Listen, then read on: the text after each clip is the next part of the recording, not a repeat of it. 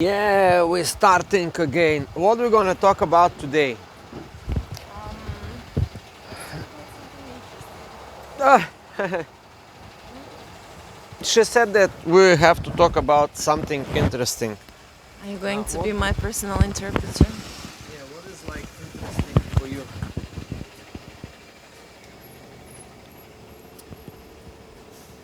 What's interesting? A lot of things. Okay. Will be difficult to talk today.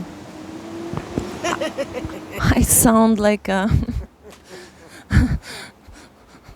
like a middle-aged penguin. Okay, a miracle has happened. She lost her voice yesterday. This morning she lost her voice. So now I'm the king of the mic. And it's a beautiful thing when your wife lose her voice. It's a paradise in the house. It's like Why would you say that? You don't think that I'm an interesting conversationalist? you are. So what's the problem? Why are you so happy? Just because you talk less. I don't talk too much. You're doing all the talking all the time. I'm doing all the thinking.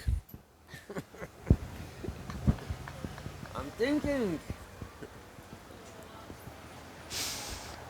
What was the funniest thing I've heard today?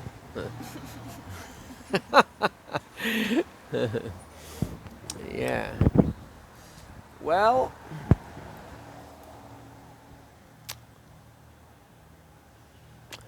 yesterday I read a book. I was listening a book. Okay, I'll tell you the name of the book. It's called The Freedom of... What was the name of the book? The Freedom of... How to Become Free, kind of, you know. And the concept of the book is to forget everything that you know. That is the whole idea. It's called Freedom of the Known. Freedom of the Known by Krishnamurti. Very great book. One of these few pieces that if you don't know about this book, you missed it. You're dumb. So the idea of this book is that, everything we are preconditioned, we are biased and all this stuff, and that's all become... It's a kind of philosophy book. It's not a philosophy, but it's a good book. That's all I have to say for this thing. The main idea of the book. Okay, let's focus on the main idea of the book. If you want to be really free, part of you should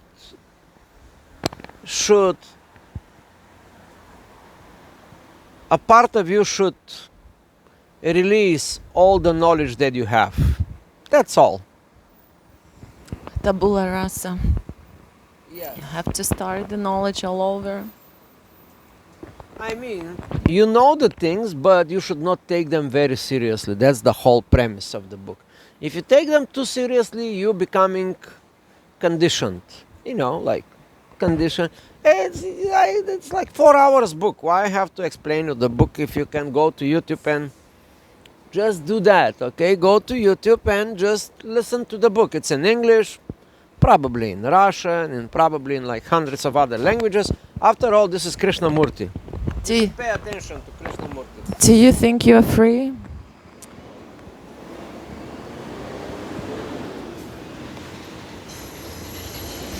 Partially. It means no. Yeah, there is no total freedom. It's like that is if you look at this philosophically, that is a contradictive idea. When you say, are you totally free? If you say I'm totally free, therefore you are not totally free, because the concept of totally free, it has to be compared to something, to the concept of not being free. So these things, they go together. They cannot be. You cannot say I'm just totally free. What does it mean? It doesn't make sense. In order to have in order to have the black, the white, and the gray, they have to exist. So when you say I'm totally free, that's a huge mistake, because you know that's not true. Deep in yourself, you know that's not true. You have to pay attention to hundreds of other things. I think when we need to eat, when we get sick, if we don't have a roof over our heads, it's just impossible by default to be free. You will always be a slave of your stomach and of other things, because we're physical beings and we were created this way, where we just cannot be free. No, I don't believe in that. I'm not talking the physical stuff. I'm talking intellectual. The intellect, like this book doesn't deal with like everyday stuff, like you gotta pay my rent and go to my job. I'm talking about And how high intellectual like matters. and how can you be intellectually free if these small things, they ruin your intellectual freedom and your intellectuality, when you have to do customer service jobs, to, I don't know, to pay Well, for this everyday the, little stuff. I would say that the most unfree people are those kind of intellectuals like Peter Jordan Peterson, Noam Chomsky, and Chomsky, and all these big thinkers. They are not free because they are so rooted in their kind of perspective. Let's say, call it philosophy of life, but they are one of the most unfree people. My guru, for example, called them the long faces. They, because they are so much into the intellectual life, they soon develop this long face. Is it my face long? Yeah. So You like compliments. yeah. So if you go, that's what my guru says. If you go and observe these intellectuals, so-called intellectuals, that are like talking about the cosmos and the whatever, or the society, and all these people, soon you will notice that all have one thing in common. They have a long face, because they somehow forgot to live their life like a normal people. They are like so much intellect, and intellect is just one part of life, and it's compared to a knife, a very sharp knife. The sharper the intellect, the more you divide, and that is the whole damage of the intellectualism, because intellect is like a sharp knife, and you cut pieces, but once you cut pieces, you divide. You have, okay, this is black, this is white, this is political observation through my sharp intellect. I cut this thing, and you divide actually society. So intellect gets you to a certain point, and beyond intellect is something called awareness. Like, how aware are you right now of your body, of the surrounding, of the people, of the of everything around you, including you, your hair, your makeup, your stomach, your intestines, your nails, and everything around you that is surrounded. Do you actually see, while you are doing this interview, that people are moving around? So awareness is a big thing. It's a different level of a matter. What does it have to do with freedom? Well, it has to do a lot with freedom, because it's simply like the more awareness you have in the world, the more free you are. What is not freedom? Freedom is when you basically depend on something or someone. So if you don't depend on something or someone, you can call yourself free. To put it very, simplified. But that is a simplified version of freedom. That is very simplistic observation. You may say I'm dependent on my boss because he is the boss. But if you are aware, if you are aware of if you have your awareness far beyond this simple concept, you will think differently. For example, you will understand that you are not dependent on your boss because there's another boss around the street. And you can go work for the other boss. But once you have this concept of, oh, this is a boss employee relationship, then you are stuck in this matrix, and apparently the only boss you have is your current boss. This has to do with timing, you know. But if you have awareness, you will understand that your boss is just your friend or a partner. It's just broadening your awareness makes you look at the world differently. Your boss all of a sudden is not somebody like some dictator that dictates rules and regulations. Yes, they are important. But why they are important? Why? Because let's say here is coffee La Notte. If the waitress start all of a sudden doing whatever she likes, for example, I am here now as a customer, right? I want my tea or coffee to come right away or in reasonable time. But if she decides that her boss, it's a reason for her to sleep on the bench, on the desk, you know, then I will not be served. And then the boss will go out of business. If this continuously repeating this process of bad service, it's simply, you can take another approach. The waitress can think like this. Well, I'm just my own boss. I'm serving these customers. I'm getting the money of this business. And a little portion goes to my boss, which is actually the reality.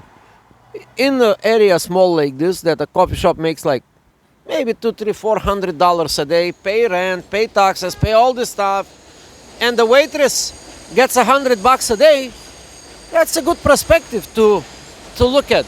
But you need awareness of that. You need to aware. Now, how the awareness of the waitress will come in playing this concept.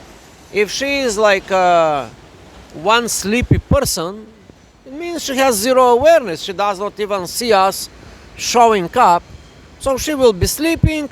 I will come one day, and the next day I will go to choose the other place, and they will go out of business, and this will extrapolate into many customers, and soon from many customers there will be zero customers. So what is the boss has to do here? If she thinks, oh, my boss is a dictator, no, he just set the rules of what we have to do. The rules are simple. Hey, there is a people here, go serve them, bring them the coffee, get your cut from the business. I think it's deeper. It's not about being dependent on your boss or your wife or your husband. So much deeper. It's like being dependent on money. Yes, you have this awareness. I'm dependent on money. I need money to survive. It enslaves you. You know it. You're aware of it. But guess what? You can't be free. You have to play someone's game in order to get this money. Even if if you play your own game, you will play this game because you have to, not because you want to. No, I mean, most of the time, if you're given the chance to have all the money in the world, what would you do? I agree to disagree. Even if you play your own game, you should know that your game, it's also game of others. It's not like I am my own boss and I play my game no.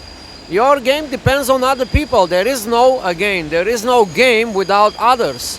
If you are alone, if you have all the money in the world, that's a very simple answering of your question. Let's say you have all the money in the world. What are you gonna do? Nothing. You can't do nothing. It is just paper, piles of paper. What are you gonna do? Even if you have them in a vault. Help others to be a little bit more free than they are. Yes, that's right. That's right. You have the money now, and now you need to play this game. To play this game, you need others. So money is irrelevant here in this equation. You can help others without money. Do you understand what I'm saying? It's not a money thing. It's awareness thing. You know, you can help others with zero money. You can help them with ideas, you can help them with emotional support, you can help them with whatever you want to help them. Whatever you have, what you have, that's the key. What can you contribute to this world? Is it only money? Is it only ideas? Is it only doing? It's I'm just saying. Should be up to me what to contribute, or to contribute or not, if we believe in freedom. If I'm free, I don't have to contribute anything. Let's say we live in the freest society ever created right now in 2020. Like, some people just don't see it. Some people just live in the past. They live in their dogmas. They live in their mental construct. Like, like a lot of people would say slavery is still here. Like, even big people like Joe Rogan would say, yeah, but the slavery was just 60, 50 years. Where it is, man? You live in 60 years in the past. Come on. There's no slavery now.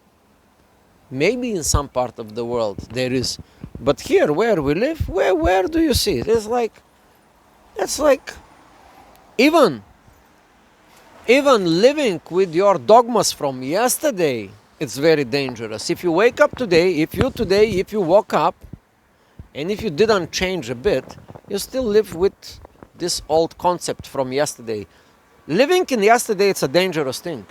It's a very dangerous thing. Some people live in the yesterdays, in the last week, in the last vacation day. They was on vacation 3 weeks ago and they still on vacation mind. They are never into the, how would say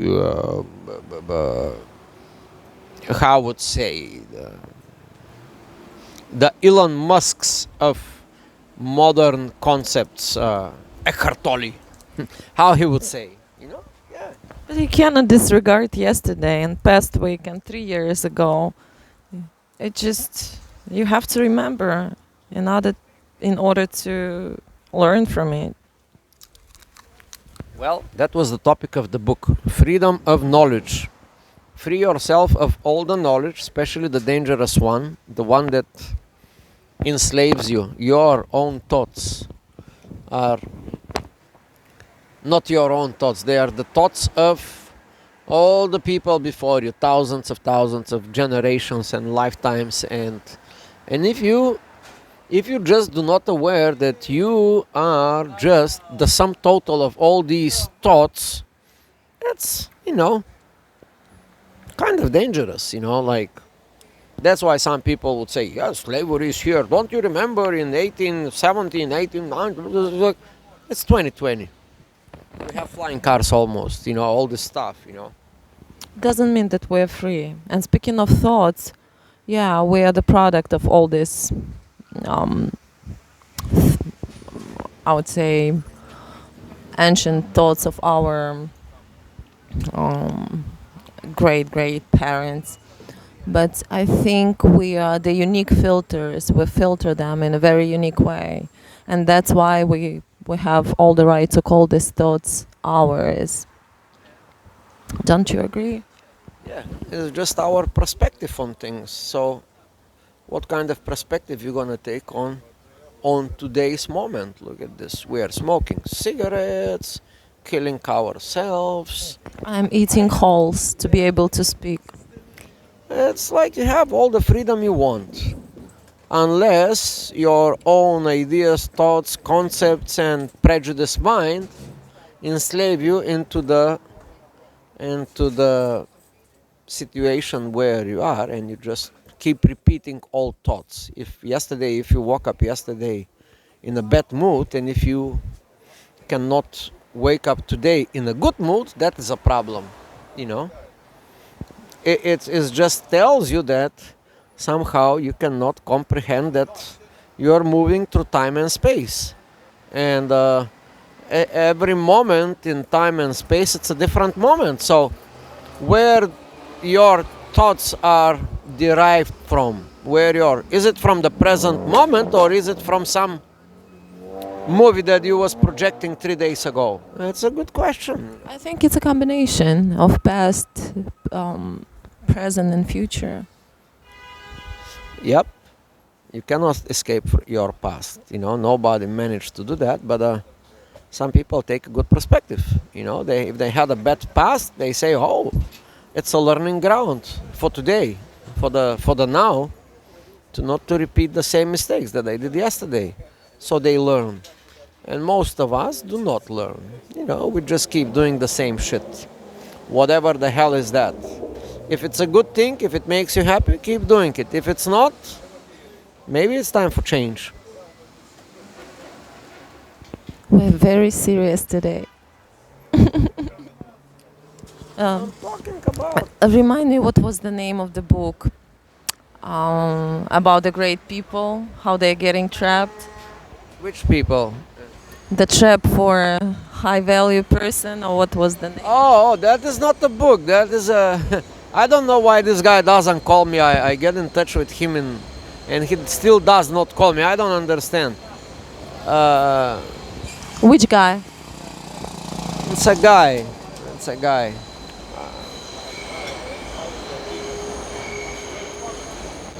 The greatest ever coach this humankind produced. Who? It's a guy.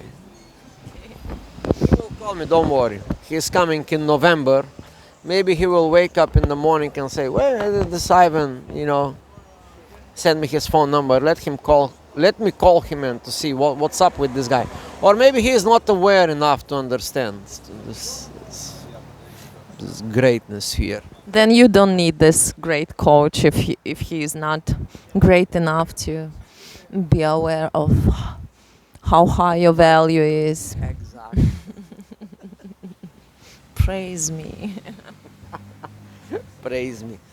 So the topic of this video was the danger, the traps for high value men. Men, not women, just men. Yeah. They are high value men that they can fall into bunch of traps, and they are high value women that they can fall into many traps. For example, I can give examples. Okay, let's discuss women, because let's say if you are a beautiful woman and if you are perceived to be high value, there is a thing called let's say if you have 10,000 followers in Instagram or 100,000 followers, there's a slight, the ego is coming into this thing, and the woman perceives herself higher value than she actually is. Just because she has 100,000 followers on Instagram, it doesn't make her high value. It's just make her a pretty face or pretty tits or whatever, But what she can really give to this society? There have been millions of pretty women, but just thanks to Instagram today, they are confused. They confuse them with Instagram because they see like millions of people wake up in the morning. Let me see these tits. Yeah, she looks good. But in the girl's head, she thinks like, I'm the greatest. I'm Shiva or Buddha. Or I don't know, Donald Trump. She thinks like almost, I'm gonna make like a movement now to move America or to move the world towards a greater purpose. No, it's just tits in Instagram. That's all it is. That's what you call high value woman, a woman with nice face and boobs. Wow. No, you did not understand the concept here. The traps that a high value woman can fall in. So was this woman a high value? Yes. She is not a high value. Let's say she is value 7 here. This is 7. And who is the judge? The judge is, we all are the judges. The society is the judge. Okay, let's say these are the standards. She is 7, value 7. She is pretty, she has a nice tits. But in her mind, she thinks she is 25. And the gap between 7 and 25 is this unrealistic her own unrealistic perception of herself. This And is that is a trap. this is total bullshit. Are we judging people based on the way they look, giving them a value?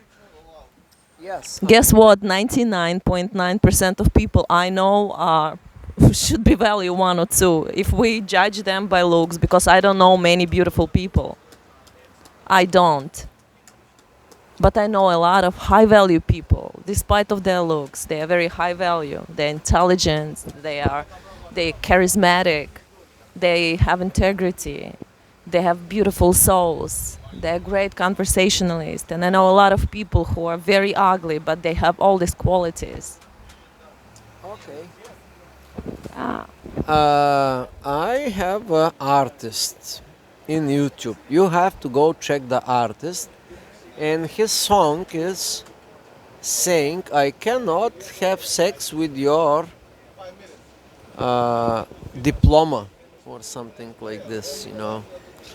He cannot have sex with her degree of intellect or high soul. So now I'm gonna put it like very high philosophically here. Some people say that value is just beauty. Some other people say that value is just the intellect. And other people would say, oh, he's a very spiritual person and he is like very high value. That's a very simplistic way of looking at things. Beauty, there's a lot of value in beauty. Intellect, there is a lot of value in intellect. In spiritual development, yes, there is a lot of value. But one does not negate the other. That's all I'm saying. And we cannot judge a person, which is a construct of all these things. We cannot say that he is a high value. He is a high value for the followers that wants to go to the spiritual path. A Sadguru may have very high value for the followers that he is attracting because he is a spiritual person. But Listen, high value is let me finish. okay. The Turns Instagram, into a monologue again. the Instagram girl with the good tits has a very high value for for her followers that are only into good tits. That's all I'm saying. How is she changing the world? By her tits. Okay, I'm getting How? I will I'm answer. getting boob job, guys. I'm getting boob job in a month, I promise you. And he's gonna pay for this boob job, and we'll see how I'm gonna change the world. No, she will not change the world. She will only change the 10,000 followers or 100,000 followers or 1 million. Wow! If I'm getting that much attention in changing the life of 100,000 people, I'm getting like surgery. I'm getting a triple D probably to just change your guys' life forever. Because apparently my pretty face is not enough for changing this world. I have to have nice boobies. And also, you will become a reason for 1 million men to wake up in the morning and to be like, wow, triple D. Yeah, I like that. Yeah, and that's the reality, guys. I'm sorry, that you live in this world, but Listen, I don't want to look like your refrigerator girlfriend. Okay, so I'll stay happy with my boobs. Yeah, it was just a joke, guys. I mean, if you want to get them, I don't judge you. Like, I'm still okay with mine. Speaking of value of people, I think it's far beyond the beauty and boobs. And if you are able to change someone's life, even if it's one person, you're already high value. If you can change the life of many, many, many people, then guess what? Your value is getting higher. So Ivan was reading this book of how not to fall into trap of other people because he's a high value man. And I was laughing. I wasn't able to laugh because I lost my voice and in the morning I couldn't speak. But when I saw the name of the book, this is not a book. I was laughing very silently, like I told him it's irrelevant information for you, Ivan. Of course, I was messing. He's a very high value person, even though maybe he doesn't have nice parts of the body. I don't know. What's the value of man to have a big, nice genitals? Yes. Oh, okay. So, but he has a beautiful soul. Maybe I'm the only one who sees it, but yeah. So how? How? Wait. I disagree. There was one bug yesterday. You should go to this video. If you already conquered this video to be on, I don't know, like this 25th minute, if you are already on the 25th minute, you should know that I'm here to defend myself. There's one more bug that saw my beautiful soul. It is in another video of this channel, where in this video one little creature show that I have a beautiful soul. It's captured on tape. The video is called Life on the Top, because I'm on the top with my little fellow. It's like this big. Go watch the video and subscribe to the channel. With my little fellow, it's like that big. It sounded so ambiguous. I'm sorry. Maybe I just think dirty. Okay, guys, you can cut it if you want to. You gotta go check That's this it. video. With my little fellow like this, is crawling. Yes, but his little fellow like this. But at least he has a beautiful soul. Yeah. So don't tell me I'm not very high value soul creature. Yeah. Okay, guys, sorry for us being dirty, but I'm sure you got used to it. So let us know in the comments below if you are free. I'm sure someone will watch us. Okay, thanks for watching. Subscribe to his beautiful channel. Philosophy. Yeah, guys, we love you. Whoever watches us. Have a beautiful day. Be free. Be high value men and women. Okay, that's it.